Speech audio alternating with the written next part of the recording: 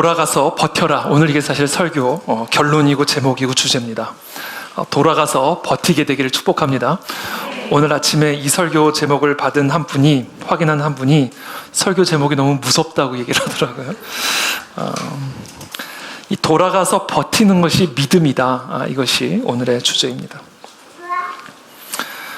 성경을 보면 하나님의 이름이 매우 다양하다라는 것을 우리가 확인을 할 수가 있습니다.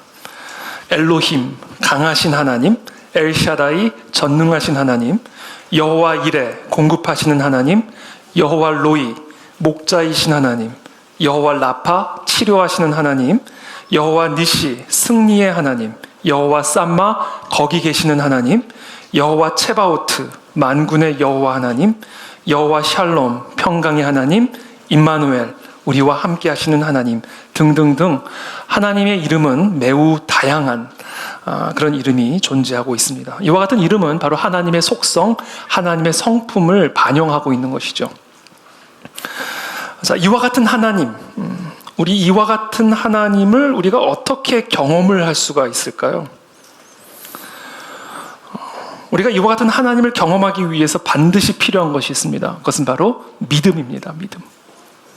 성경에는 바로 이와 같은 하나님에 대한 역사적 기록이 되어 있죠. 만군의 여호와 하나님, 그렇죠? 홍해를 가르신 전능하신 하나님, 여리고를 무너뜨리신, 골리앗을 쓰러뜨리신 하나님의 권능, 능력에 대한 역사적 기록들이 성경에는 충만하게 채워져 있습니다. 근데 이 역사적 기록이 어떻게 하면 우리의 현실 속에서 경험되어지는 하나님이 될 수 있을까? 어떻게 하면 이 성경에 기록된 하나님에 대한 역사를 오늘 우리의 현실 속에서 경험하고 누리는 삶을 살아갈 수 있을까? 그러기 위해서 반드시 필요한 단 하나의 조건이 있는데 그것은 바로 믿음입니다. 믿음. 이 성경에 기록된 하나님, 그리고 또 성경에 충만한 이 하나님의 약속은 오직 믿음을 통해서만 성취됩니다. 그래서 예수님은 이 하나님의 약속을 성취하시기 전에 항상 먼저 질문하고 확인하셨어요. 네가 이것을 정말 믿느냐? 그 믿음이 있음을 보고는 하나님은 하나님의 약속을 성취하셨다라는 것이죠. 저는 저와 여러분들 안에 이와 같은 믿음이 있게 되기를 축복합니다.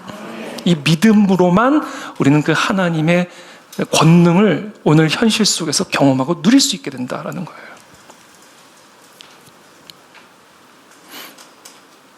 그래서 하나님은 하나님의 약속을 우리의 삶 속에서 성취하시기 전에, 우리의 삶 속에서 하나님의 하나님 되심을 드러내시기 전에 가장 먼저 우리 안에 있는 믿음을 확인하십니다.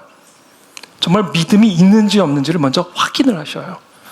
그리고 그 믿음이 있는지를 확인하신 후에 하나님의 하나님 되심을 우리의 삶에서 드러내 주신다라는 거예요. 하나님은 아브라함에게 내가 너로 큰 민족을 이루고 네게 복을 주어 네 이름을 창대하게 하리니 라고 약속하셨어요. 또 하나님은 하늘을 우러러 뭇별을 셀 수 있나 보라. 네 자손이 이와 같으리라. 네가 보는 저 모든 땅들을 내가 너와 네 자손들에게 주리라 라고 약속을 하셨어요. 그런데 10년이 지나도록 아들이 생기질 않는 거예요. 단 한 명의 자녀도 생기지를 않는 거예요. 10년이 지났는데도. 이게 오늘 이 1절의 말씀입니다. 아브라함의 아내 사레는 출산하지 못하였고 그에게 한 여종이 있으니 애굽 사람이요 이름은 하갈이라. 사레가 아브라함에게 이르되 여호와께서 내 출산을 허락하지 아니하셨으니 원하건대 내 여종에게 들어가라. 내가 혹 그로 말미암아 자녀를 얻을까 하노라 하매 아브라함이 사레의 말을 들으니라. 아브라함의 아내 사레가 그 여종 애굽 사람 하갈을 데려다가 그 남편 아브라함에게 첩으로 준 때는 아브라함이 가나안 땅에 거주한 지 10년 후였더라. 그러니까 10년이 지나도록 하나님의 약속이 성취가 되지 않고 있는 거예요. 자, 그렇다면 하나님은 왜 아브라함에게 아들을 약속해 놓고도 10년이 지나도록 아브라함에게 약속하신 아들을 왜 주시지 않으신 것일까? 하나님은 왜 아들을 약속하고도 출산을 허락하지 않으신 것일까? 아브라함의 믿음을 시험하기 위해서였다라는 겁니다. 아브라함에게 정말 믿음이 있는가를 확인하기 위함이었어요. 저와 여러분들의 삶에 지연되어지고 있는 약속이 있습니까? 하나님이 분명히 약속을 하셨는데 그 약속이 계속해서 지연이 되고 있습니까? 그 이유는 하나예요. 우리 안에 정말로 믿음이 있는지를 확인하기 위함입니다. 자, 그와 같은 때에 사레는 아브라함에게 제안을 한 겁니다. 10년이 지나도록 아들이 생기지는 않고 당신이나 나나 계속해서 나이는 많아지고 임신을 할 수 있는 확률은 계속해서 떨어지고 있으니 저 젊은 여종 하갈을 데리고 동침하여 나를 위하여 아들을 낳아라. 제안을 하는 것이죠. 하나님은 바로 이와 같은 사라의 제안을 통해서 아브라함의 믿음을 시험하고 있는 거예요. 근데 그 자리에서 아브라함이 사라의 말을 그대로 들어버린 거예요. 응, 알았어. 그리고 하갈과 동침하고 아들을 낳게 된 겁니다. 그 시험에서 실패를 한 거죠. 그리고 그것에 대한 대가를 우리는 잘 보고 있죠.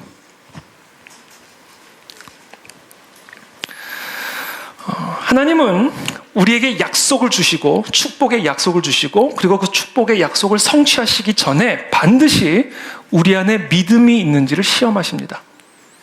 그리고 그 믿음이 있는지에 대한 시험을 통과해야 그 하나님의 약속이 우리의 삶에 성취되어질 수가 있습니다. 저는 그 믿음의 시험을 통과하는 저와 여러분들이 되기를 축복합니다. 야고보서 1장 2절에 보면 야고보가 이렇게 얘기합니다. 내 형제들아 너희가 여러 가지 시험을 당하거든 온전히 기쁘게 여기라. 시험.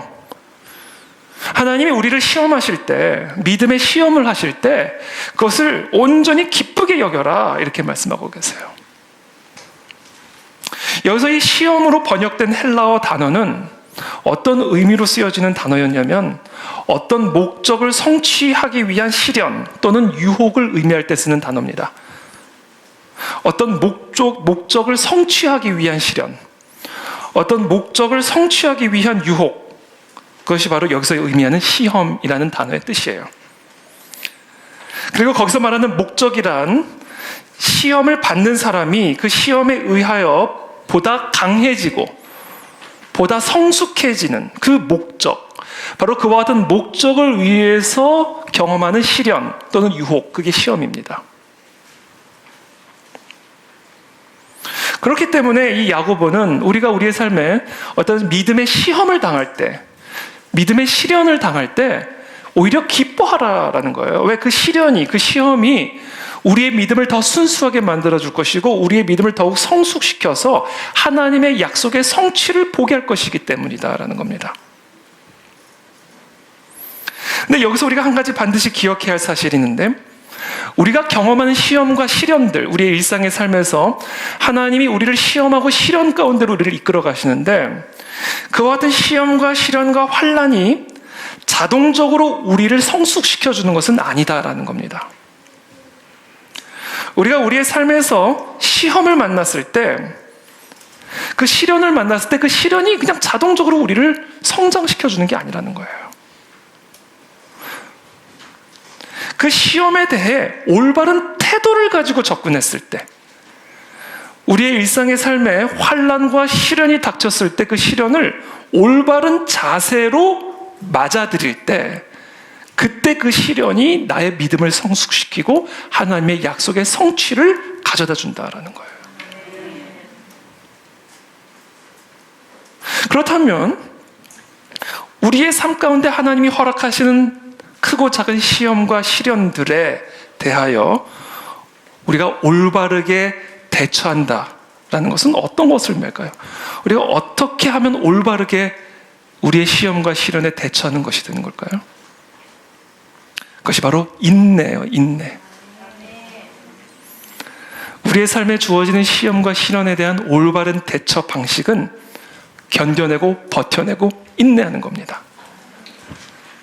그때 비로소 그 시련이, 그 환난이 나의 믿음을 성숙시켜서 하나님의 약속의 성취를 가져다 준다라는 거예요.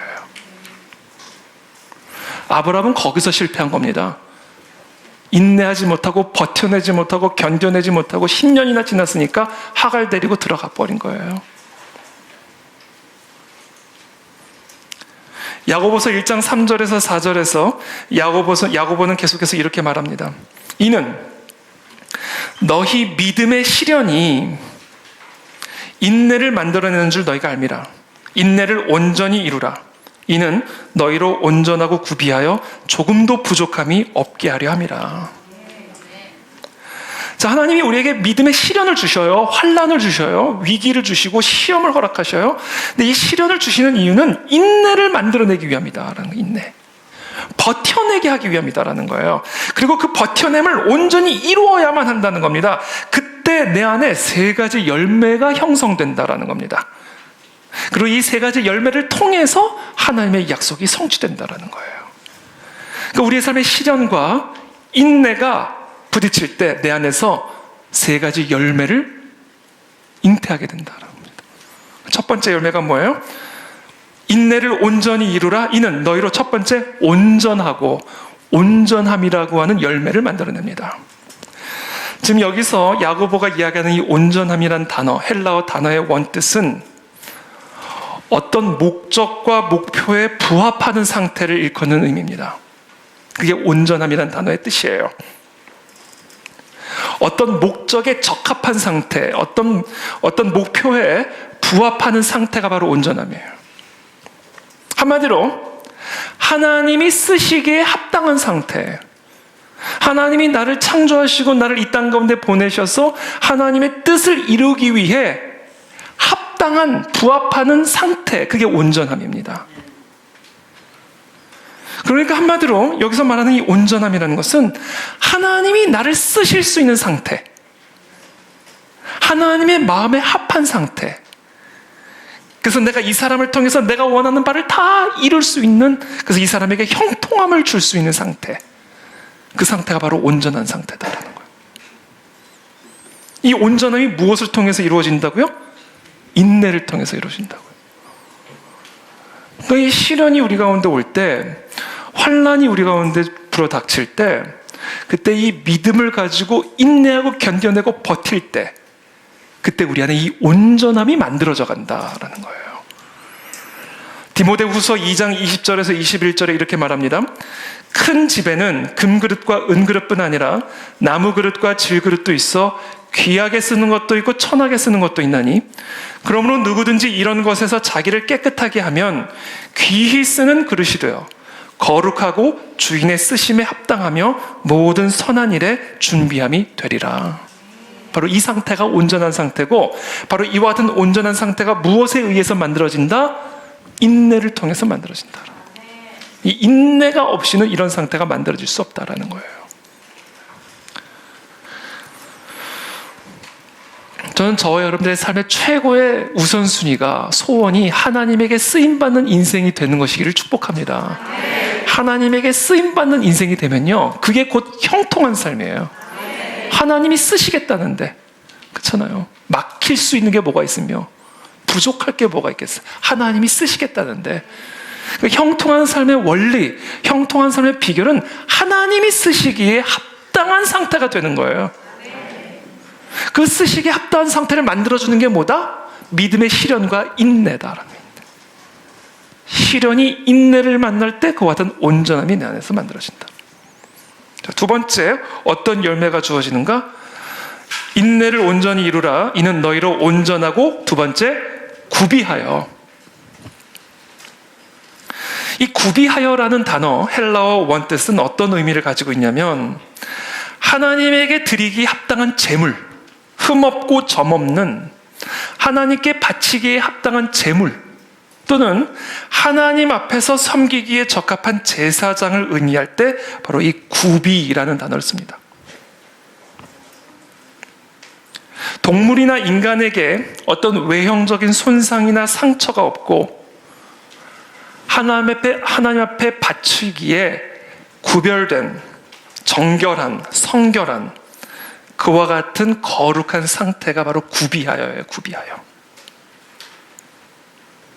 그러므로 우리의 일상의 삶에 지금 불어닥치고 있는 이 환난과 시련 앞에서 우리가 인내하고 견뎌내고 버텨낼 때, 그때 내 안에서 어떤 일들이 일어나게 되냐면 나의 인격적인 약점들이 고쳐지기 시작하고 나의 내면의 상처들이 씻음을 받기 시작하고 나를 끊임없이 넘어뜨리는 죄악들을 극복할 수 있는, 그래서 하나님이 쓰시기에 합당하고 구별된 제물로 구비되어진다라는 거예요.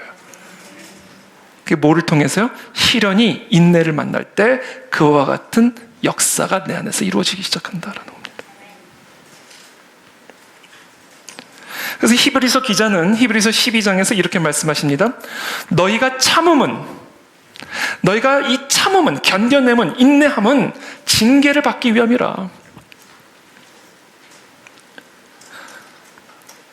하나님이 아들과 같이 너희를 대우하시느니 어찌 아버지가 징계하지 않는 아들이 있으리요. 징계는 다 받는 것이거늘 너희에게 없으면 사생자요 친아들이 아니니라. 그러면서 이렇게 말씀하세요. 무릇 징계가 당시에는 즐거워 보이지 않고 슬퍼 보이나 후에 그로 말미암아 연단받은 자들은 의와 평강의 열매를 맺느니라. 그러니까 이 시련이, 환난이 당시에는 즐거워 보이지 않지만, 그러나 그와 같은 시련과 환난을 인내함으로 연단을 받게 되면 결국 내 안에서 그것이 의와 평강의 열매를 맺는다라는 거예요.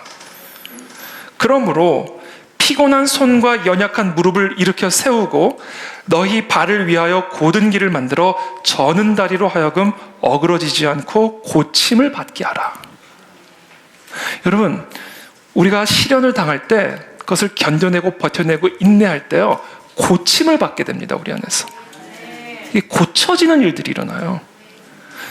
그런데 이 시련을 당할 때마다 피해 다니고 연단을 받을 때마다 도망 다니면요, 고침을 받을 수가 없는 거예요. 그래서 환난을 당한다고 다 고침을 받는 게 아니에요. 시련을 통과한다고 해서 다 성숙해지는 게 아닙니다. 올바른 태도로 그 시련을 맞아들여야 고침을 받고 성숙이 일어날 수가 있게 된다. 그 올바른 태도가 뭐다? 인내하는 거예요. 견뎌내고 버텨내는 겁니다.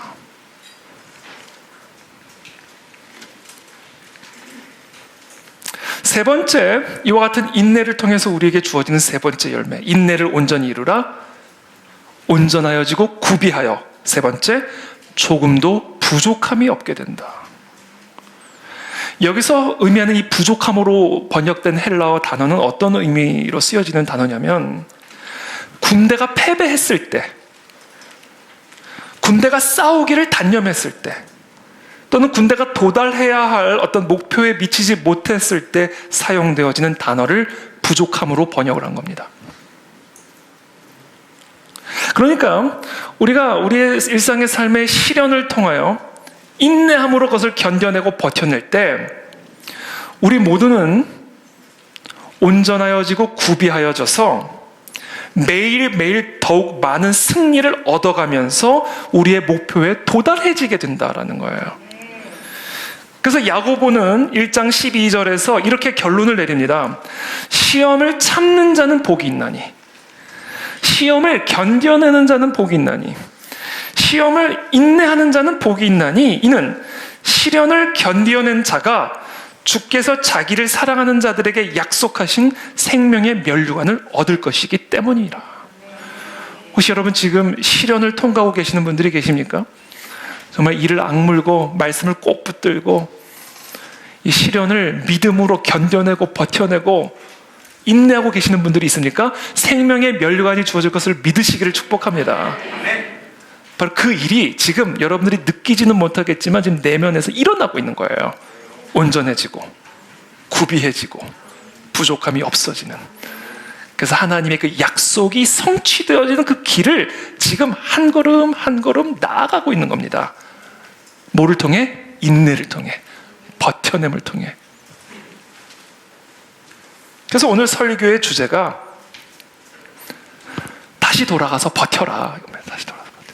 도망가지 말고 돌아가서 버텨라. 오늘 이 하갈의 모습이 혹시 우리의 모습은 아닐지 한번 점검해 보기를 원합니다. 하갈이 이제 아브라함의 아기를 임신을 했어요. 그러니까 이제 하갈이 사례를 막 멸시를 하기 시작하는 겁니다. 그러니까 얼마나 화가 나겠어요. 그러니까 사례가 하갈을 막 학대를 하기 시작하는 거죠. 그러자 하갈이 6절에 보면 사레 앞에서 도망을 가버렸어요. 자기 주인을 놔버리고 도망을 가버렸습니다. 그때 7절에 여호와의 사자가 광야의 샘물 곁 곧 술길 샘 곁에서 그를 만나 이르되 사레의 여종 하갈아 네가 어디서 왔으며 어디로 가느냐? 그가 이르되 나는 내 여주인 사레를 피하여 도망하나이다. 지금 이 하갈이 자기에게 불어닥친 이 시련을 도망가는 거예요. 그러니까 이게 시련이 오면 도망가면 안 돼요. 도망가면 하나님의 그 약속이 성취가 될 수 없어요. 아브라함처럼 도망가 버린 거예요. 하갈하고 10년이 지나니까 도망가 버린 겁니다. 지금 하갈도 그와 동일한 모습이에요. 사레가 학대를 하니까 도망가 버리는 거예요. 시련이 불어닥치니까 그 시련을 피해 버리는 겁니다. 그러자 하나님이 여호와의 사자가 9절에서 이렇게 말합니다. 여호와의 사자가 그에게 이르되 네 여주인에게로 돌아가서 그 수하에 복종하라. 인내하라. 너희의 그 시련을 회피하거나 도망가지 말고 그 안으로 들어가서 견뎌내고 버텨내고 인내하라. 여호와의 사자가 또 그에게 이르되 10절에 내가 네 씨를 크게 번성하여 그 수가 많아 셀 수 없게 하리라. 약속의 성취. 여호와의 사자가 또 그에게 이르되 11절에 네가 임신하였은즉 아들을 낳으리니 그 이름을 이스마엘이라 하라. 이는 여호와께서 네 고통을 들으셨음이니라. 그러니까 오늘 이 하갈의 이 모습, 하갈을 향한 하나님의 이 말씀을 통해서 오늘 우리가 배워야 할 아주 중요한 원리는 우리의 삶에 당하는 시련과 환난을 피해서는 안 된다라는 거예요. 다시 돌아가서 그것을 버텨내야만 한다라는 겁니다. 그리고 그때 비로소 하나님은 우리에게 약속하신 그 약속을 성취하신다는 겁니다. 아브라함은 거기서 실패했던 거예요. 10년이 지나니까 사레의 말을 듣고는 하갈을 데리고 동침을 해버린 겁니다. 우리는 그것에 대한 대가를 12절에서 예언으로 듣게 되죠. 이스마엘을 낳게 되는데 그 사람은 어떤 사람이 될 거냐면 12절에 이렇게 얘기합니다. 그가 사람 중에 들나귀 같이 되리니 그의 손이 모든 사람을 치겠고 모든 사람의 손이 그를 칠지며 그가 모든 형제와 대항해서 살리라 하니라. 결국은 이것이 아브라함과 그 민족의 발목을 끊임없이 잡는 결과를 초래하게 돼버리는 겁니다.